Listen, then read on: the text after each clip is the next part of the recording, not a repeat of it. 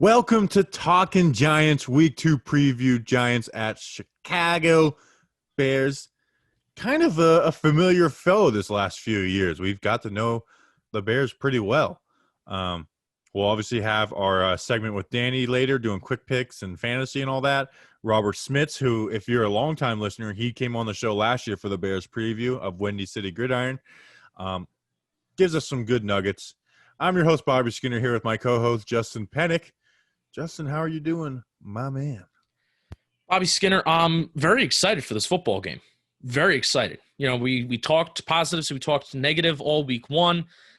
This is the game that I've been most excited for since the Minnesota Vikings game last year where we were 2-2. Giants have an opportunity to go 500. They have an opportunity to start their season somewhat off well in the midst of a tough schedule, and I'm very, very ready for this football game. Extremely, extremely ready. Yeah, it's a really winnable game. Like, the Bears have a good defense. I say this with Rob when I talk with him, but it's like, imagine playing Khalil Mack and the Chicago Bears defense and it being like a lighter load than it was against your last week's game. Exactly. Like, that's wild. So, you know, we'll get into it a little bit, but I feel like there's confidence going into this game. I think the biggest reason, though, Justin, is Mitchell Trubisky. I really think anyone who's playing the Bears, that is their hope. It's like, we are playing against Mitchell Trubisky. Now, granted, he had a 3-touchdown comeback in the fourth quarter. Some people in Chicagoland are high on it. Guys like Robert are less like, hey, look at what happened in the first three quarters. What I will say, it does worry me a little bit because our defense isn't like stellar amazing. I think we're probably better than Detroit after week one. But we saw Trubisky, who played like horrible last year, not light the Giants defense up, but have some good put together some good drives. So yeah, I'm not like worried about the Bears offense, but I also don't want to go in there and feel like our Giants defense is just going to stomp out the Bears offense.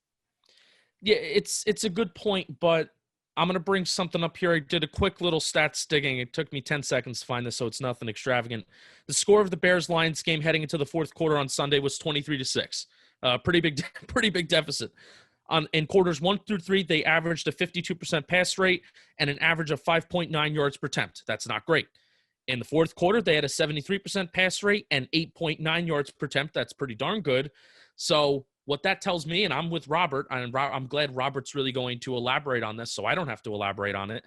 I'm not concerned about any kind of momentum that's stemming from that fourth quarter comeback into week 2, because the way that you're calling a game and the way that you're game planning for things when the score is 0-0 is very different compared to when you're down by 17 points heading into the final 15 minutes of the game. So even though you do look at Mitchell Trubisky's line and the fact that he was 20 for 36, almost 250 yards, and he had 3 touchdowns and no interceptions, that's the most important part, and only 1 sack, you still look at his accuracy and you looked at overall what he did in quarters 1 through 3, still the same Mitchell Trubisky, you feel? Yeah. It is, but he's like, Mitch Trubisky's not like a bad thrower of the football. He's not a great thrower of the football. It's just decision making. So, I really think the Giants should honestly face it the same way they do Pittsburgh. I don't want you to like, let's blitz the crap out of him, but do blitz Trubisky because he will make mistakes. He's not going to be as accurate and decisive as Big Ben was, but also throw in some zone. Let him think, because we don't want us to blitz him and then his first read to be open, whether it's Allen Robinson or Anthony Miller, and be able to hit that. But also I think that's really what I want to do with Trubisky. And, going into next week with Jimmy Garoppolo, 2 quarterbacks, I want them to be thinking as much as possible. And I think what we saw from Graham, I think Graham's feeling the same way going into it. Yeah, the Giants have a very interesting opportunity this week to kind of flip the narrative and flip the script a little bit on how a football game can actually go. And I know we don't want to rely on the defense. I literally started off Monday's podcast by saying, if you're mad at the defense for not living up to their expectations in the second half, you need to change your expectations and you shouldn't be surprised. But Bobby, why not flip the script and flip the narrative this week of why the Giants have been losing a lot of games the last few years is because of 3 and outs on the offensive side of the ball. not sustaining drives for long enough, and allowing the opposing offense to just get a ton of opportunities to put points on the board. So why not flip the script and flip the narrative if the Giants offense maybe isn't going to be, moving the ball a ton or putting a ton of points on the board? They didn't put a ton of points on the board last week. So why not have this defense force those 3 and outs like they did in Pittsburgh against an offense that's not that great? And we're talking after the game, hey, look at all these 3 and outs the Giants defense forced, which allowed the Giants offense to get the ball back. They have that opportunity this week because they're playing that lackluster offense, and I would like to see it. They're not going to have a ton of opportunities this season to really do that because they're playing a lot of good football teams. Yeah, for sure. So on the offensive side, you mentioned the offensive side. We got to protect Jones, a rough game for that. I'm really interested to see how Jason Garrett adjusts. But obviously, we've seen it the last couple of years. The Bears' best player is Khalil Mack. It's no secret that Khalil Mack is an awesome player. And unlike TJ Watt, Khalil Mack is going to be playing on both sides. So, one, I'm worried about him against Cam Fleming. But two, when he is going up against Andrew Thomas, Justin, I'm excited. I'm excited to see what Andrew Thomas can do with Khalil Mack. I'm not sitting here saying he's going to dominate Khalil Mack, but I am really excited to see, like, after week 1, where it's like you kind of have that sigh of relief because he does good against a good player in Bud Dupree. Now that has put me in the state of mind where it's like, okay, got the sigh of relief, game 1 out of, under the, game 1 done. Now it's just excitement. Let's see what you can do, man. You got Khalil Mack. You're going to be getting Nick Bosa and that defensive line next week. Let's see what you can do, Andrew Thomas. I'm excited to look at every Andrew Thomas versus Khalil Mack matchup after the game. Yeah. This defense is nothing to sneeze about again. Akeem Hicks is even a guy on that interior part of the line. Akeem Hicks, wait, hold on. So nothing to sneeze over, Bobby. So, yeah, interior part of the line. So I'm excited to see what this offense can do because, like you said to start the show, this is, in a way, even though you are scared of the Chicago defense, they are still somewhat of a step down from the Steelers defense. It's just a matter of, can the Giants not beat themselves? Can the Giants not beat themselves? I really don't know if this Chicago football team is going to outright beat the Giants from start to finish, and if they do, good for them, and we'll shrug our shoulders and say we'll get it next week. But I really don't feel, because in week 1 the Giants beat themselves in certain ways with Garrett's certain play calling and personnel usage, and Jones turnovers. So yeah, Jones. I can't wait to see what Daniel Jones does against his defense. It wasn't his best game last year against Chicago by any means. I mean, he had less than 200 yards. He had the spectacular throw to Golden Tate, and then Shermer didn't help him. No, Saquon. Some really. I wasn't like a Shermer hater like a lot of people, but that was the most frustrating game from Shermer. Was some of the plays that he ran in that one. Yeah. Also, Saquon Barkley dropping what might have been a touchdown in that game. So the Giants were right in there with that team, and you can argue that the Bears are a worse team this year than they were last year. Yeah. So I'm excited. I'm excited to see what the offense could do. Like I said, this offense shouldn't be scared of any defense. Not that you play scared anyways, but like they should never feel like, oh, we are totally outmatched in this game. And I think you can say that from what the Steelers did. And I think what it comes down to is you have Daniel Jones, and we talk about quarterback play all the time. When you have the quarterback, you really shouldn't be worried about any other team. Now, Jones will make mistakes and stuff like that. He is a gunslinger like that. So, but like you never like, oh, we just don't have a chance against this team. I don't think we should with Jones at quarterback. How are we feeling about Tate? His participation in practice is still limited, and I'm still worried. I'm not believing it till I see it. Right now, I consider him out because last week it was the same thing. I consider him out. He plays. It'll be a nice surprise. It's so frustrating because I wish we can get inside the brain of Jason Garrett, because is that the reason why they decided to go heavy with the 3 tight end sets, and they decided to go with that so much because they didn't trust? You can't do that again. No, I agree, but is that their line of thinking, that we can't put CJ Board as our number 3 wide receiver, who actually had he actually in his couple appearances he looked decently well. I would be very pick up a receiver this week either. I would be very frustrated by if we were to repeat that same game plan because Golden Tate is out. I don't Yeah. think he's moving the needle that much where you need to change your game plan that much. No, I agree. And you could call up one of the practice squad guys, whether it's Dylan, Mack, or Victor. With a slot guy, I would love to see what Dylan could do with that speed. Let's talk about the Evan Ingram, Caden Smith complex. I think they are going to give Caden Smith reps where he is the only tight end on the field. I do. They're not giving up on Evan Ingram, but I think they will give him just flat out, hey, you are the tight end for this series reps. What do you think? We heard the quote from Joe Judge this week, and I'm going to look up Caden Smith's snap share really quick while I say this, but we heard the quote from Joe Judge this week that we're not going to make any personnel substitutions, meaning they're not going to bench or start. The starting lineup should pretty much look the same. Caden Smith's snap share from the first game was 43%, which was a little more than I thought. I know he only had the 1 or 2 catches. He had 1 first down, and it was pretty nice play. But Bobby, I agree. This is something that we've thought that the Giants were going to do all offseason anyway.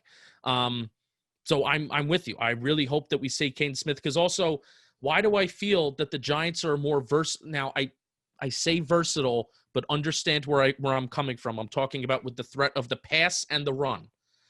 I feel like the Giants are a more versatile football team. If Caden Smith is the only tight end on the field, and let's say we're in 11 personnel, where the threat of the pass is just as strong as the threat of the run, because Caden Smith can take care of himself when he's blocking. Yeah. Ingram, prove it, man. Prove it. Come out. You can't be that bad in the receiving game.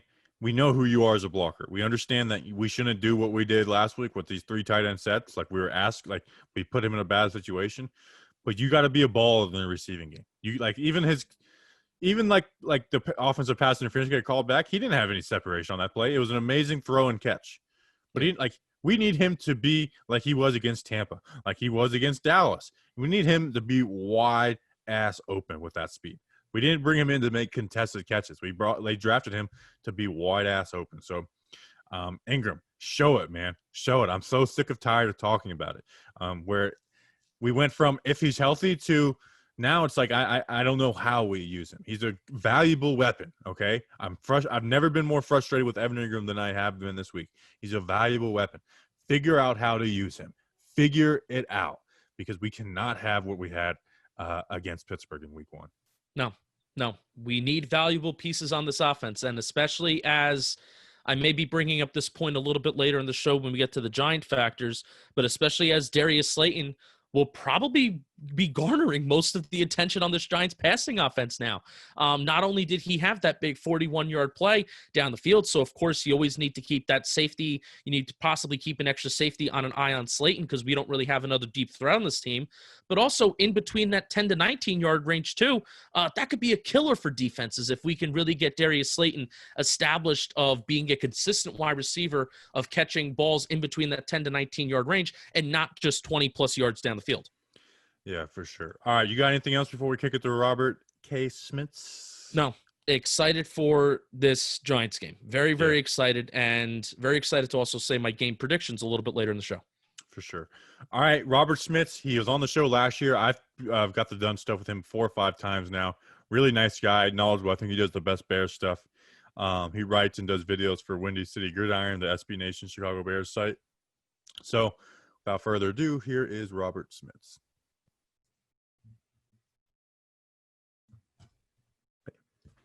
All right, we now welcome on for the second time of Windy City Gridiron. He covers the Chicago Bears.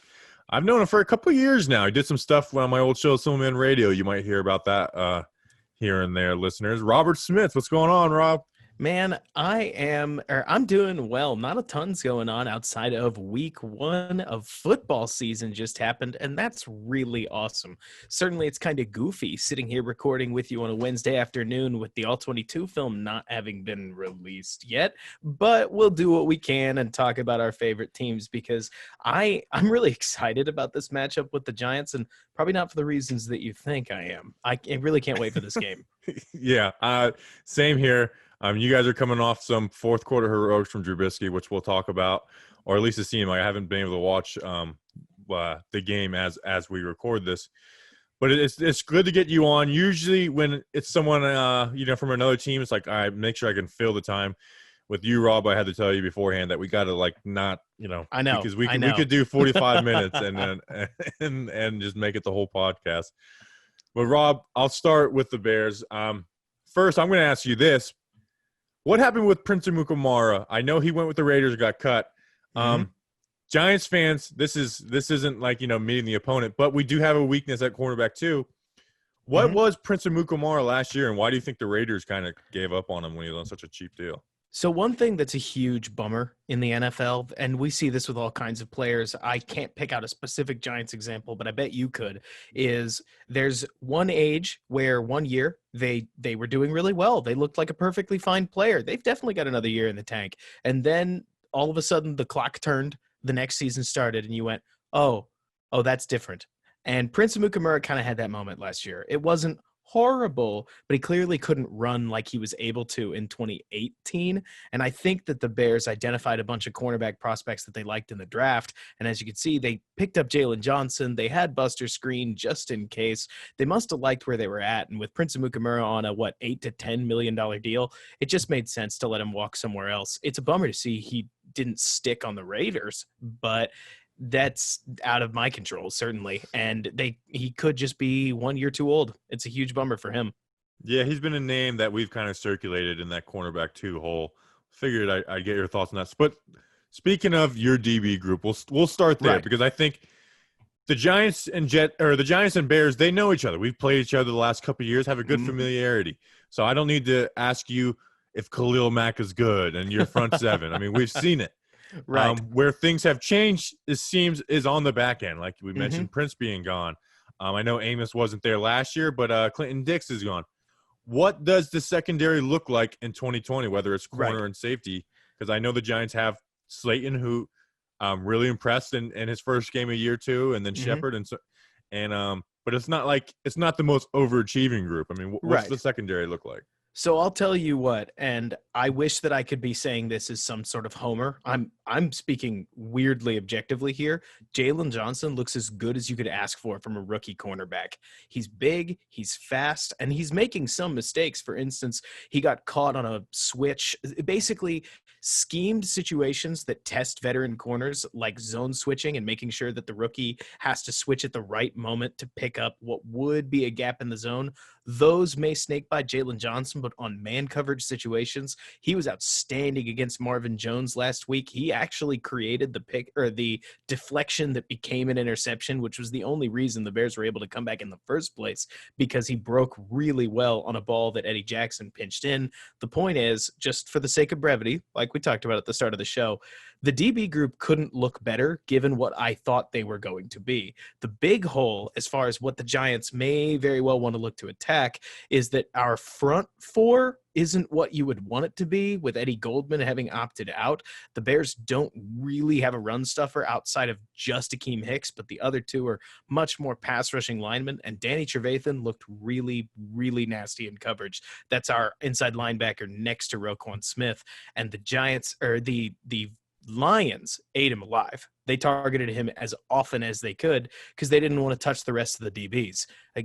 Long story short, kudos to the DB group. They looked really, really dangerous. Probably the best part of the defense. And Danny Trevathan, if he's as slow as he looked on this last Sunday, it's going to be a problem. Okay. So you mentioned Jalen Johnson. Is he playing on the outside, or would he be in the slot? Oh, he's on the outside for sure. Buster Screen is their nickel corner. He's scrappy. He breaks well enough. He's one of those DBs that is more known for his tackling ability than he is for his coverage, but his coverage isn't so bad either. Right. So you mentioned Trevathan, the other linebacker, Roquan Smith. Obviously fast. I know there was some weird stuff with him last year. What's he like? I know it was only one game, but does he look like the guy that was expected to be, or is he just kind of an athletic guy who it hasn't been put together yet? So I'll be the first to tell you that when it comes to grading will linebackers, so that sleeker running coverage mold, it's always hard for me to tell because I don't know what they should be expected to do in the running game. If they're Sam linebacker, in this case, Trevathan kind of plays both roles, doesn't pick up blockers. Because when Roquan Smith gets blocked, he gets blocked. There's not much fighting through guys there. But he looked really fast on Sunday. He was fairly sticky in coverage. Again, the Lions didn't really have to look his way a whole lot because the guy who Trevathan was covering was almost always open. Seriously, whatever you think of Pro Football Focus, they gave Trevathan a 28 on the day. So that should tell you like just how bad it was. They grade on a 0 to 100 scale if you've never heard of them, any listener. So 28, not very good day. Roquan Smith, from what I saw, fairly good in coverage. I wouldn't call him like greatest player ever, but he impressed me from what I thought was going to be kind of an average, if not let down a year. Well, you mentioned PFF, and the worse grade, the better we think of him, because Giants fans, including myself, I'm not the biggest fan of PFF, but I'll take your word that he wasn't good. Now, we just played the Steelers, and they literally led the league and led week 1 in blitzing at 58%. You guys are lower at 18% and I think it's because you have Mac and stuff like that. Mm-hmm. Do you think that kind of plays in? Like, do you think you guys will play a Giants offensive line that has a rookie in Andrew Thomas who looked really good, a guy who's just not very good at right tackle, Cam Fleming, and then Nick Gates, who was very good at guard and tackle last year as a backup in his 3 games, but struggled in his first game at center. Mm-hmm. Do you think you guys are going to try and line up and play, or try and blitz and test this offensive line like the Steelers did? I'll answer the question with as good of an answer as I can. It's all going to depend on what Chuck Pagano and Matt Nagy think the offense is going to actually be able to produce. One thing that we saw last year, you may remember this, the Bears defense looked utterly ferocious for the first 4 games of the last season. Then they tapered off because they got more conservative. They got more bend, don't break. They realized that the offense wasn't going to be able to put the points on the board they did in 2018. So Pagano will get aggressive when he wants to. And if he sees an opening, I wouldn't be shocked if he's going to blitz. This isn't a Vic Fangio no blitz defense, but it really is all going to depend, I'm sure you already know this, on how well the Giants are going to be able to handle Akeem Hicks and Khalil Mack specifically, and Robert Quinn, especially if he gets on the field. If Quinn, Max, and Hicks are all on the field together, that'll be dangerous. And I don't even know if the Bears will feel like they have to blitz. We'd have to see how that goes. It's crazy that you mentioned those 3 guys, and after week 1, that's like a relief after TJ Watt, Bud Dupree, and Cam Hayward. That like, it's usually you plan for Khalil Mack on the schedule. This year, it's like it's a nice little relief between this and Nick Bosa and the 49ers next week. Oof. That's some tough defenses to start. I don't envy the Giants. It's a brutal start. So we'll switch over to the offense. If you're scoreboard watching, you see Trubisky struggling, and then you watch the end of the 1 o'clock games, and then you can check the scores again, and you see Trubisky had 3 touchdowns and led a game-winning comeback. Obviously, the right. Swift for the Lions dropped the touchdown at the end of the game. I did see that. What is Trubisky right now? I know you you're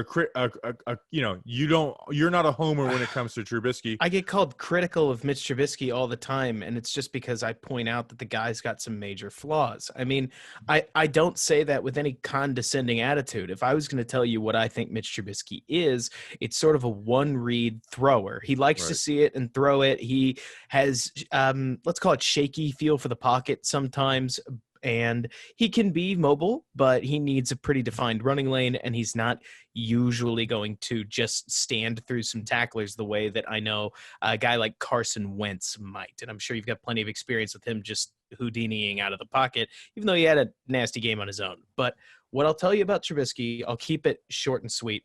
He was as up and down as I've just about ever seen him when I take the 4th quarter into consideration. Before the 4th quarter, he had way too much bad to outweigh the good.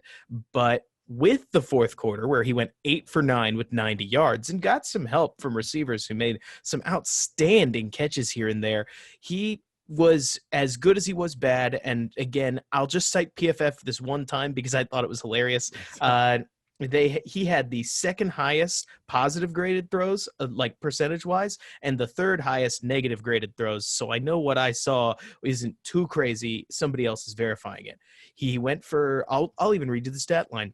It was 3 touchdowns, no interceptions, 20 for 36, and 242 yards. But what that doesn't mention is that Pro Football Reference graded him for 13 bad throws. That's a 33% bad throw percentage, and I thought the film held up to that. He was inaccurate. He made weird decisions. If you blitz Trubisky, he's probably not going to see it. And he really has issues in terms of throwing his hot route. To be honest, the biggest reason I'm so excited is because I didn't see a team adjust to the Bears better. Well, the Packers adjusted the best, but the Giants adjusted second best because Tariq Cohen torched y'all for almost 200 yards in 2018 and in 2019. Y'all got 2 picks out of Trubisky and honestly defensively played a really fabulous game. And it was one of those where as a football fan, I was surprised that y'all didn't come away with it at the end, but I guess the Bears squeaked out. What was it? A 13-17 win, something real grindy like that. And I'm excited to see what the Giants are able to bring defensively this time, because even against the Steelers, I know that 26 points happened in terms of Ben Roethlisberger, but y'all have a defense that I'm ready to test our offense because I want to know what it really looks like. The Lions aren't the greatest test in the world. I think that's the hope for the Giants in this game. And is Trubisky. Is like, what can we force out of Trubisky? Because the Giants, if you look at stats and stuff like that, their defense was basically average in every part of like every advanced stat. And that was like way above our expectations because we have a cornerback number 2 whose name is Corey Ballantyne, who Allen Robinson knows very well because Matt Nagy last year said, oh, you guys aren't going to follow Allen Robinson? Just put him in the slot, and then burned us for like over 100 yards against Ballantyne. But I thought they did a pretty good job of hiding him until Ben was like, okay, you're going to cover over the top on this guy. I'll just start throwing back shoulder and comeback routes to whoever's covering him the entire game. What you just talked about is, I think, as a Giants fan, what you should be paying attention to the most. So remember what I said. Trubisky's best on his first read. He's best where the coach told him, you're probably throwing here, and he did. And the biggest worry is Matt Nagy. Matt Nagy's a really good schemer of offense from everything that I can tell, and he's a little limited in terms of his quarterback, but to point out something that you said on Twitter around the time that Mitch was named the starting quarterback, you were relieved to see Trubisky as the starter instead of Nick Foles. Personally, I think that tells the whole story right there, because you would hope that a number 2 overall pick in his 4th year would instill a little more fear that a journeyman who just lost his job to Gardner Minshew, but that's not how you felt, and I would tend to agree with you. The question that I would ask you is, how do you feel about your defensive line? Because the Bears' offensive line was way improved in terms of how they played against the Lions. They punched out 5.3 yards per carry and looked good doing it in a running game that was a lot better than it was last year, which was like 3rd worst in the league. Do you guys feel comfortable stopping the run? Very comfortable. I will say, I was very surprised when I went and looked at the rushing totals, and you guys, I think, were like top 5 or 6. I know it was like over 150 yards, I think. And then, and it was balanced where Montgomery and Cohen was getting carries. Yeah, I do. It kind of wore down towards the 4th quarter, but Leonard Williams and Dexter Lawrence looked really good. And that was something we kind of needed. Like, they were pushing the pocket back on Ben, which is something that it's like this is our strongest group. We need them to play like it. Mm-hmm. And then Blake Martinez, who you guys have some experience playing. We do. There's like a whole all his tackles are downfield. I think Green Bay when you watch Green Bay and Adrian Amos, I got so frustrated, and this is totally off topic, the Giants Bears, but it's like they're playing against the San Francisco 49ers, who run the ball like crazy, who trap block, and they had Blake Martinez and Adrian Amos playing safety next to him, and it's like, well, you're asking Blake Martinez to do everything because you have a safety going against these 8-man, fronts. So right. Blake Martinez looked really good is basically what I'm saying. Higher than I expected him to look. So it was nice to see him flying around and not He's just a solid tackling guys linebacker. 5-6 yards downfield. Mm-hmm.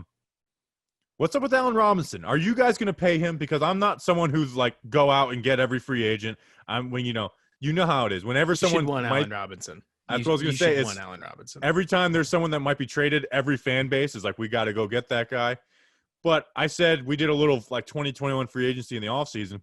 I said my number 1 target would be Allen Robinson. Oh, Are yeah. you guys going to extend him? I'm not going to sit here and say, are you going to trade him in season? But do you think he'll So, be extended? well, it's funny. You just mentioned what I think are the two best options. So if you don't extend him, you should trade him. I mean, if the Bears don't find gold in Trubisky, which would be, I mean, think of it like a 10% chance. I know the guys at Football Outsiders do this really fabulous almanac at the end of their season, and they listed 10 quarterbacks that were most like Trubisky. One of them was Drew Bledsoe. The other 9 were Blake Bortles-esque guys, and they fell out of the league almost immediately. So if you are going to need a new quarterback, you're going to need capital to go get him with, because I don't think this Bears defense is bad enough to lose more than probably 9 games, I'd say. And if that happens, you probably need to trade up. In that case, if you're not going to extend Allen Robinson, maybe you take what you could get for him. But I would hate that, because he's a really good player, very, very, very good receiver. And if he did make it to the open market, even if he was in the trade market, you should consider him.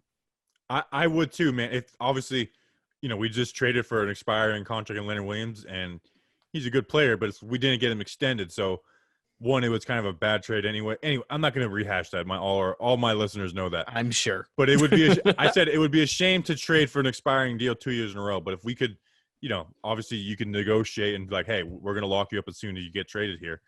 I would be all in, because I know some people are like, well, our running game struggled. It's like, yeah, but if we have Allen Robinson, that forces teams to play too high. That's one less guy in the box. So I would especially for a quarterback like Daniel Jones that I know is not afraid of putting the ball in the air. Go get him somebody that'll make contested catches, and maybe at least you'll have a receiver that could, even if Daniel made a poor decision, let's say throws into double coverage, Allen might just win the jump ball, and that's really valuable to a young quarterback. Right. All right. So Rob, I'll finish off with this. What is the weakest player on the Bears that we don't know about? Like, you guys might know about Corey Ballantyne because you torched him last week, but most people going up against the Giants don't know who Corey Ballantyne is. Who is the one guy, whether it's a guard who's brand new that was an undrafted free agent last year, who is like that weak link on the Bears that you think the Giants should attack? I'd point out Trevathan immediately. I'd say that he was somebody that I was expecting to be a lot better this year. And it could have just been, I don't know, week 1 conditioning. The trouble is that he's generally a very instinctive player that is able to suss out play calls almost immediately. And against a division rival, you'd think he'd have the advantage, but he looked lost. And when he wasn't lost, he looked slow. So that's not good. But the other 2 guys that I'd point out on defense specifically are Roy Robertson-Harris and Bilal Nichols. Both of those guys are kind of trying to take the nose tackle role away from Eddie Goldman, who again stepped away, very good lineman in and of himself, but they leave room to be desired on the run. And I know that one of the Giants' best weapons on the team is their running back. So it would shock me if they're not going to be trying to pound the snot out of the football. That seems very Joe Judge from the little that I've heard of him. So I'm expecting a long day and a battle up at the line of scrimmage. I just need us to not do 15 carries for 6 yards for Saquon in week 3. Right. We just get him over 4 yards a pop. I don't even care how many carries he gets. Rob, we appreciate you coming on. We'll obviously tag you and everything. Go follow Rob. He does the best Bears stuff. Thanks for coming on again. And hopefully the Bears and the Giants finish in the same place in the division, and we'll get to talk again next year. Right. First and first. First and first. I love it. All right. See you, Rob. See ya. All right. We now welcome on member number 3, Danny Boy King. We're going to kick it off with the weather. Weatherman Dan, what's the weather looking like in Chicago for Sunday? I mean, the weather is actually going to look nice in Chicago. I've personally never been to Chicago, but it seems like this will be a great day to go. You got a temperature of 64 degrees, the wind 10 miles out of the southeast. Does that meet the criteria of the Windy City? It's wind, so sure. Humidity 56%. You got a visibility of 10 miles. Once again, they can see. That's always great. And Bobby's going to do the dew point joke, but I'm going to beat him to it this time. The dew point is to win, but it's going to be 48 this time. Okay. Now, supposedly they're not even called the Windy City because of the wind, because of politics or something like that. But also they have like some wind too, so I don't know where that all works.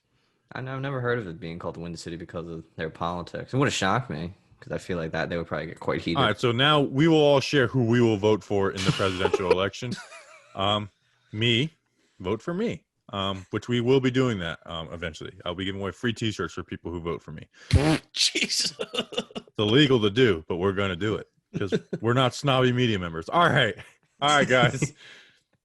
Fantasy draft. What we do every week is whoever the Giants are playing, we do a 4-round fantasy draft from only that game. It helps highlight the matchups, and it's a little competition. Last week, Danny led the week with 50.3 points. Darius Slayton had a big game for him. Justin had 37.9, and then I had 28.7, just to show that no matter how like smart and like researched and detailed you are, fantasy is very random. So that's how it went out in week 1. Oh, I remember you saying that you won, and Yeah, you were I remember that good. exactly. I also Crazy. I had one player that didn't play, and then another one that Dummy. just probably didn't do anything. And I told you were overthinking that one. I had no idea. How did I pull out 37 points when I had 2 of my players just did Deontay nothing? Johnson had a big game for you. God bless Darius Slayton for that two touchdowns. Wow. Yeah. All right, so this week, Justin will be drafting first. I'll be drafting second. Danny, you will be third. Justin, kick it on off. I mean, not to just take the hot hand, but I'm going to try to continue and ride the hot hand, and I'm going to take Darius Slayton because we really saw his emergence of not just being a 20-plus yard catch wide receiver with that big play action post catch that he had, but he also caught some intermediate balls, and he also caught some balls in between the 10 to 19-yard range. I said it, talked about it earlier in the show. So give me Darius Slayton. He could be emerging as the team's number 1 wide receiver. And he'll probably be going up against a rookie corner who the Bears like, but nonetheless a rookie corner. So we'll see what he can do. I'm going number 2, and I'm not overthinking this. I understand it was a very disappointing week 1, but it just can't be that bad again. I'm going Saquon. He has to play better than what he did. Even with what he did last week, he had 6 catches for 60 yards, so he got you a solid 12 points. So it's a safe bet. The Bears running backs, you never know which one they're going to give the hot hand, whether it's Montgomery or Tariq Cohen. You took Slayton. So I'm going Saquon. I feel like if Saquon's on the board, I feel like I'm going to take him in almost every single matchup. I think that's a fair, but I would have taken Saquon while he was still there. I was thinking you guys wouldn't have taken him because maybe you guys were down on him. But with my first pick, I'm going to take David Montgomery because when James Conner went out after whatever he had to deal with after that first game, Benny Snell Jr. came in, and he did quite well. He had 19 carries for 113 yards. So I'm going to hope the Bears give the football to David Montgomery. You're going to hope that the Bears get good yards against us? You're taking this fantasy draft way too seriously, Dan. I'm gonna hope that my predictions come true once again, and I'm taking David Montgomery. And then my second choice, I honestly thought Bobby would have taken him. I'm taking Allen Robinson because he's right there. He'd loop back around. Allen Robinson, he's just a great receiver, and I feel like he'll probably be followed by James Bradbury. But I mean, Big Ben had success getting it to Juju. I think it'll be the same again. Mitch Trubisky's going to look for Allen Robinson. Give me Allen Robinson. Allen Robinson can have a huge game because, if they follow Bradbury, if they have Bradbury follow him, which I hope they do, I think he can actually do pretty well. But I am worried about Allen Robinson going against Corey Ballantyne. We saw that matchup last year. That was brutal. I get it was in the slot, but I don't know how much Patrick Graham is going to have Bradbury follow AR all over the field. And if he's matched up against Ballantyne, man, we're in for some troubles. Ooh. Who we at right now? We at me? No, we're at me. But I thought maybe you guys had some comments. No, I do not have comments. I have no comments. I'm battling with this one. I'm going to bet that this guy gets some catches anyways. I'm going Tariq Cohen. He had a pretty good week 1. They're going to try and use him in the receiving game. He had a good game against us 2 years ago, not last year. I'm going to just double down on the running back spot. Maybe they like Cohen more than Montgomery. He did average more yards per carry. They'll try and get him out in space where Montgomery might be like a pound it between the tackles kind of guy. And that, like the Giants, I feel like will stop that. So I think Cohen, they might try and use some different ways. I'm going Tariq Cohen. What do you Justin, what do you think about like Tariq Cohen versus this Giants team, not even just fantasy wise? Well, the thing with Cohen, and I was surprised that he only got 2 catches yesterday. There you go. He only got 2 catches over the weekend. I don't think Tariq Cohen, I don't think any of these, I think running backs against the Giants defense is going to be a bad play this year unless unless the other team, we're talking about them winning, and then you're heading into the second half, and then the running back is just getting volume since fantasy is based on a ton of volume. But outside of fantasy, I think it's going to be really tough to run the ball on the Giants in quarters 1 through 3 when the game actually does matter. We did see that last week, and it's even going to be tough for pass catching running backs too, because we also saw how good of a job the Giants defense did with gang tackling, and even when one guy did miss a tackle, there was a swarm of other guys right behind him to make the play. So I'm feeling good about us going up against running backs. And I think Peppers will have a good bounce back game. Man, I feel like Blake Martinez can't have an impressive as game as he did in week 1. That exceeded my expectations. The way he flew around the ball was like, not just like, it's not like he just like Ryan Connolly style, just like bam, went hard as can be. Like he was playing it extremely smart and aggressive. Like that was really a good game by Blake Martinez. He really was using. You said it, I think, on Monday's show, just with the eye test, but then we went back and we actually watched the film. He really was using the penetration and the double teams of the front 5 and the front 4 really to his advantage, because he's naturally a pretty patient player. And when he has good defensive line play in front of him, he really shined. So hopefully he can do the same thing this week too. Remember when people were moaning about Blake Martinez being signed? I was. You remember that? I didn't really like the signing either. I like Blake Martinez more than most, but I didn't really. I was like, why are we signing an inside linebacker? Yeah, I can't say I was over the moon, but like. And then we had 2 inside linebackers playing. No, it means everything. One game. All right, it's one game. It means everything. Lawrence Taylor, 1 game. All right, Justin, is your pick. Justin's up. This is tough because in all actuality, if things are going really correct for the Giants, we're not throwing the ball a ton in the second half. So I could double down with maybe Sterling Shepard, take a chance on Evan Ingram, but to maybe just diversify what I'm doing here, I'm going to take Anthony Miller. He caught a touchdown last week. He was arguably out. I mean, Robinson didn't get some accurate passes. Trubisky missed him on a couple throws, but Anthony Miller was right there statistically with Allen Robinson, and he caught the touchdown, which is better for fantasy. So good chance that Anthony Miller could be going on Corey Ballantyne if Bradbury is following Allen Robinson. So that's a matchup that I think the Bears might try to take advantage of. Okay. All right, so it's snaking. You got one more pick. It's snake. Oh, we're snaking. Fun. Okay, Snaking. then you know what? Then I am gonna take Evan Ingram. I am. You know, I'm not freaking out like a lot of people are. I get the frustration because I vented my frustration this offseason about not having that many expectations for Evan Ingram, and I think it's because I don't have a ton. That's why I'm not frustrated. But have a bounce back game, kid. Let's see it. So give me Evan Ingram over Sterling Shepard, even though it's a little risky, but give me Evan Ingram. All right, so that means I'm going Sterling Shepard. I'm glad Shepard fell to me. He had a 100% catch rate on Monday. Maybe they'll target him a little more going up against Buster Skrine if he's playing in the slot. Shepard is still really good. He kind of had like a quiet, good game on Monday Night Football. So let him have a big game this week. Get a touchdown. Get me some points. Do the damn thing, Sterling Shepard. Yeah, they really got to – I think especially in the red zone and that first trip that we had to that red zone, very poor play calling, very poor execution as well. But getting Sterling Shepard involved in some quick little out routes, drag routes, and having him fit into zones nicely in the red zone, that's something that we should really utilize, especially if we're not going to be able to ground and pound and just barge our way in there. So I think Shepard should be utilized a little bit more in the red zone. Right. All right, Danny, double up. All right, my first pick, I'm going to take Jimmy Graham of the Bears. He had 7.5 fantasy points last week. He's projected to get 9.14.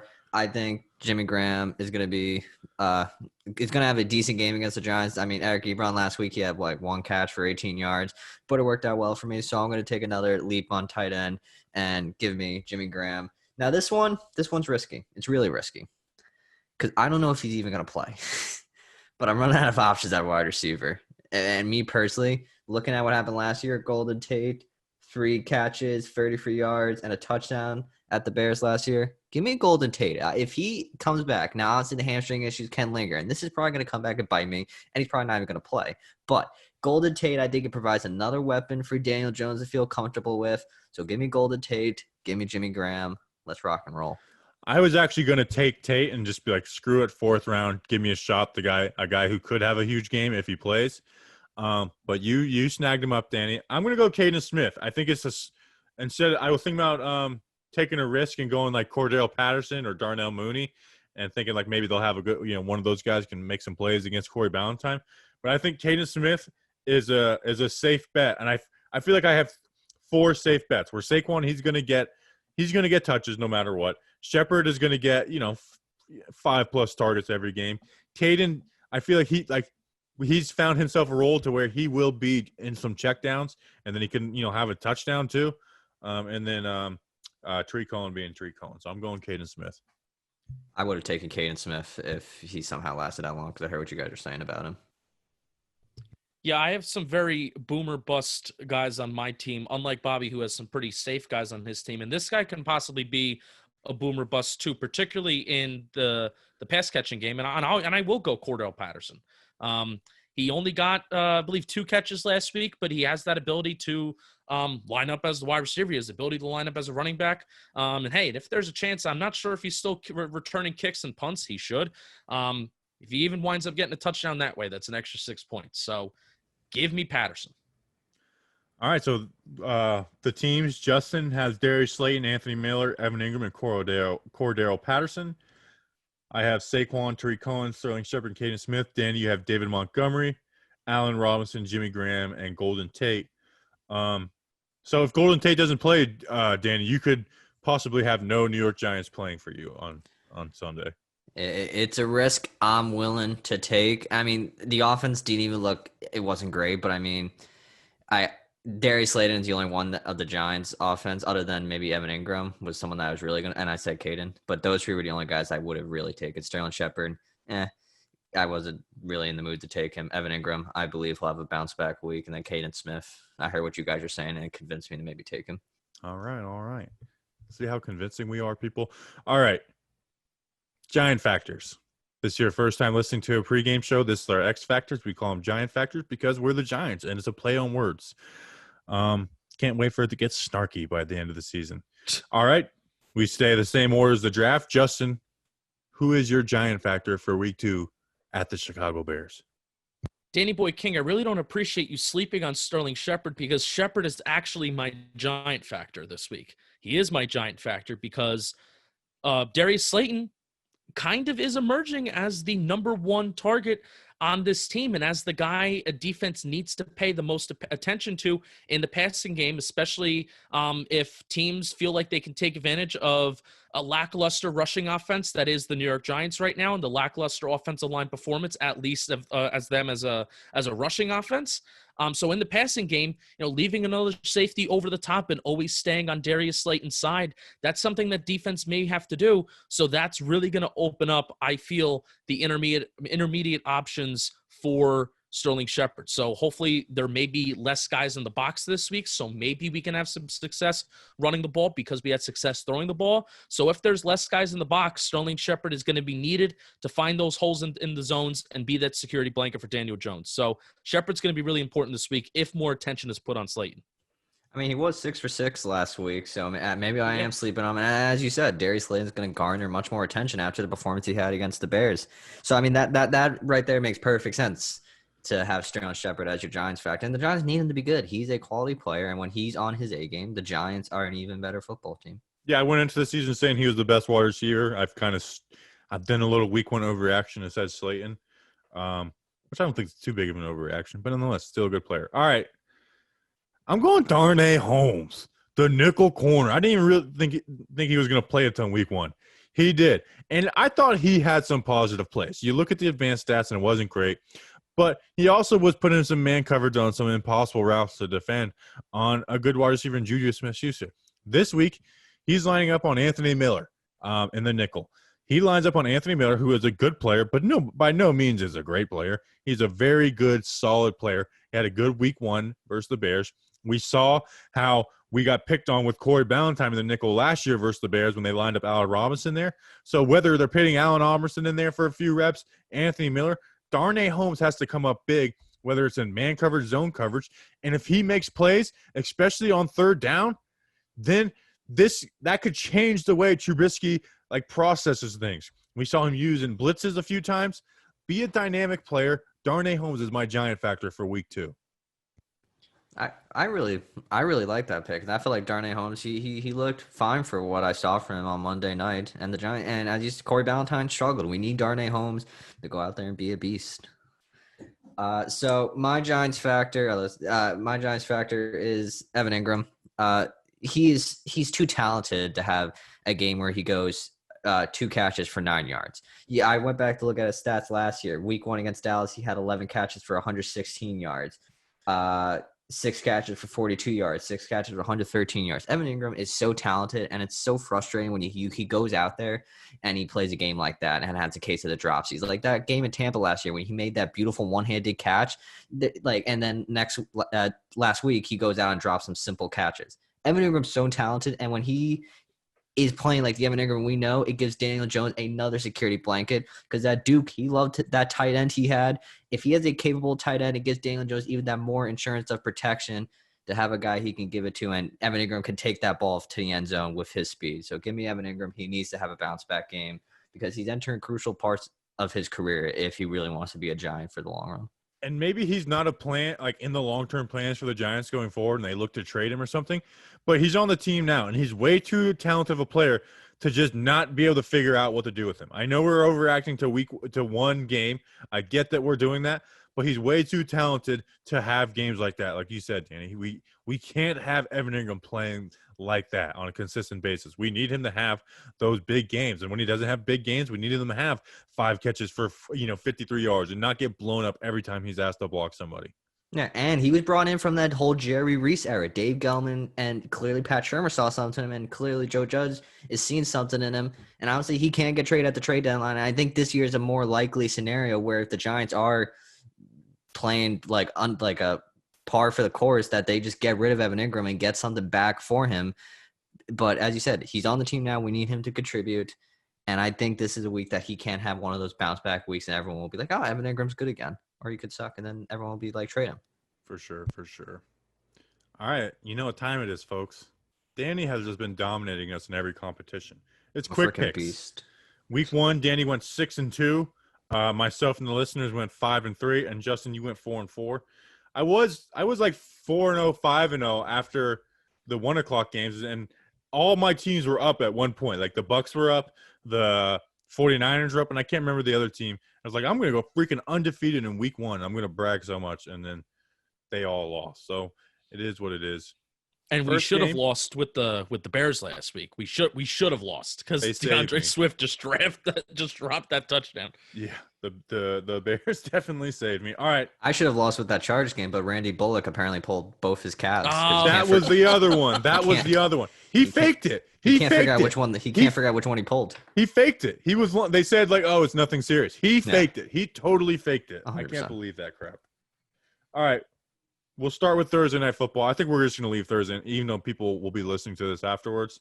Bengals at Browns. I'm actually weirdly excited for this matchup. I think I'm just enthralled with rookie QBs, so it's the Joe Burrow effect.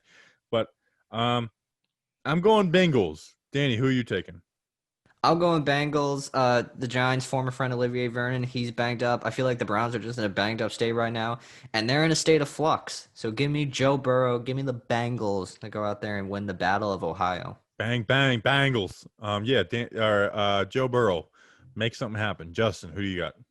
Browns are the home team, but not that really matters this year. They have fans. Yeah, there are fans they do. tonight. All right, then Browns are the home team. So I am going to go with the Browns. I do think that this is going to be a close game. The fact that we didn't see much from Joe Burrow in quarters 1 through 3 in the majority of the fourth quarter, he did have that really nice final 2-minute drive, 2-minute drive. I'm hoping that he builds off of it. I'm really rooting for him. I want to go Bengals here, but I feel like, the Browns, they have something to prove. So give me the Browns. They still have a lot of the same players from last year, but they slightly did improve on their offensive line. So maybe they'll get it together. Give me the Browns. All right. All right, Bills at Dolphins. The Bills are just a better team. The listeners went Bills. They went Bengals, by the way, too. Justin, who do you got? I don't know why you put this game on here because isn't the whole There's- goal to There's to not highlight? there's not a lot of good games this week. Oh my gosh, yeah, because this is going to be a snooze fest. I feel just like week 1 it was a snooze fest against the Jets. Bills are too good. Give me the Bills. Danny? Yeah, the Bills are too good. Yeah, I'm going Bills, too. Do we think Fitzpatrick gets benched in the middle of the game? No. Not I the think middle it's of the still too game, but I early. do think he'll get benched after the game. Vikings at Colts. Danny, who do you got? Listeners went Vikings. See, that Colts Jaguars game, I felt like that was a game the Colts could have won, but I think the Vikings are gonna have a bounce back week against the Colts. Give me the Vikings and Justin? Kirk Cousins. The big question is that Vikings defense, and that's the crazy thing that we thought that defense, especially led by Zimmer, that they're always just a sure group. It's not really their offense that's a question right now, since Kirk Cousins did a pretty good job of slinging the ball around last week.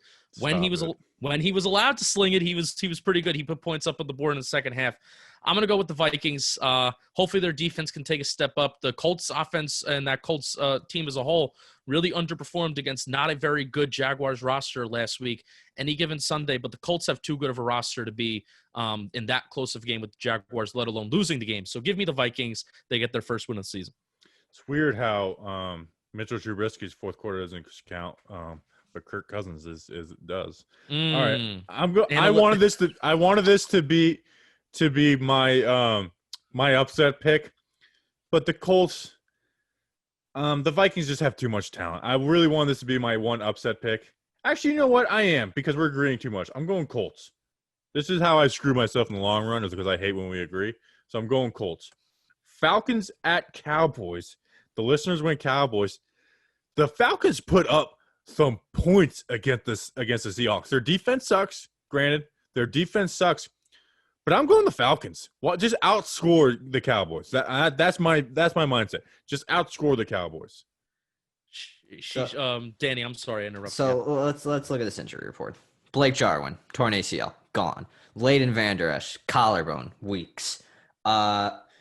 They isn't there like a tackle injury for them as well? I think there is. I'm pretty sure. It's Tyrone Smith. I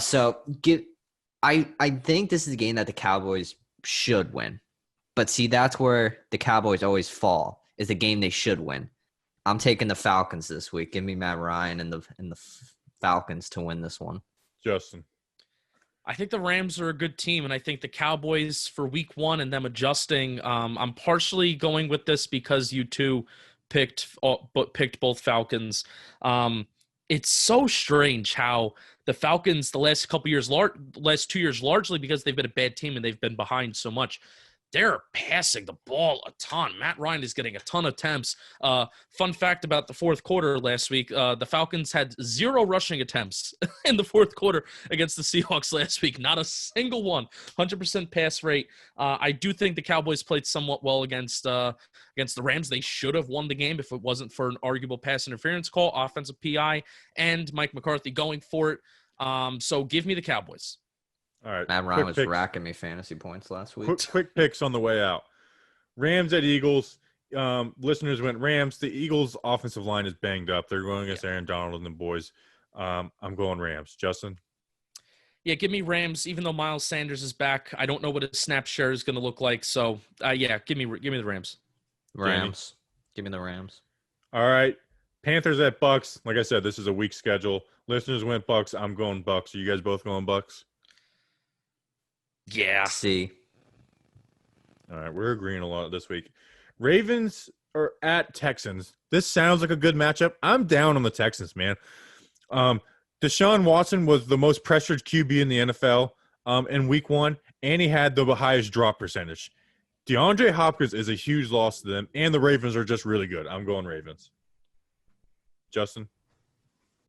I'm waiting for these Houston Texans wide receivers to just drop like flies because Brandon Cooks and Will Fuller are made of glass. So if that happens, oh boy, Kenny Stills show, get ready. Give me the Ravens. I'm more or less high on the Ravens than I guess down on the Texans. That's how high I am on Lamar Jackson right now. It looked really good week 1.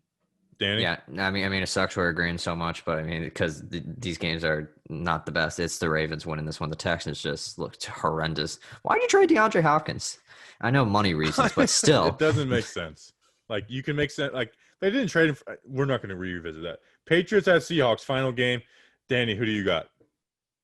now I know the Seahawks are a good team, but I'm going with the Patriots. Okay. I got Cam Newton, Bill Belichick going in there, Sunday Night Football, shocking the world. Now maybe if Pete Carroll decides to run the football on the 1 yard line, classic Super Bowl, whatever pun or joke, they'll win. But I got the Patriots going in, winning this one, and showing the world that they're not to be slept on in the AFC East. Justin? Let Russ cook, baby. Let Russ cook. I think the Seahawks are Super Bowl in my brain, they're my Super Bowl favorites right now. Russell Wilson really has some nice skill position players that he has to work with, including 2 good tight ends. Their defense has always been solid and good enough, led by Bobby Wagner on that side. So give me the Seahawks, especially when they're home. I don't know if they're allowing fans, but still, they always have good home field advantage too.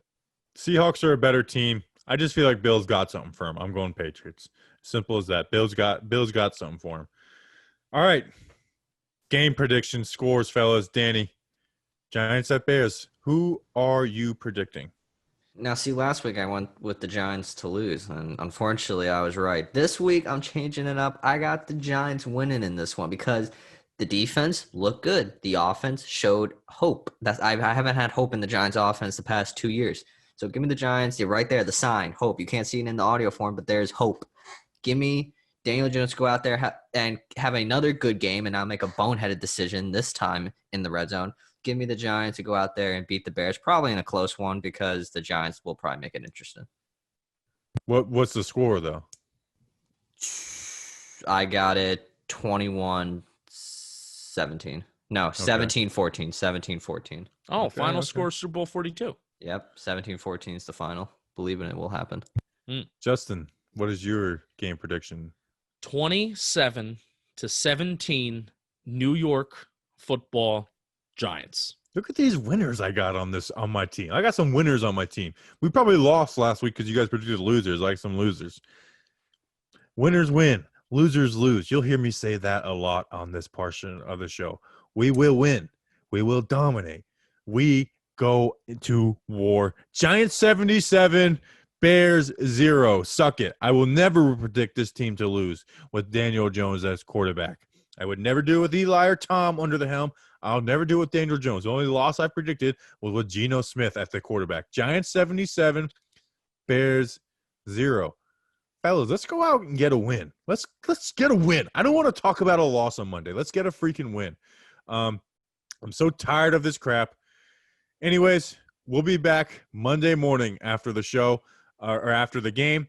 We'll be live on Patreon Sunday night. If you want to join that, patreon.com/talkinggiants. Enjoy a weekend. Enjoy a win. Until then, let's go Big Blue.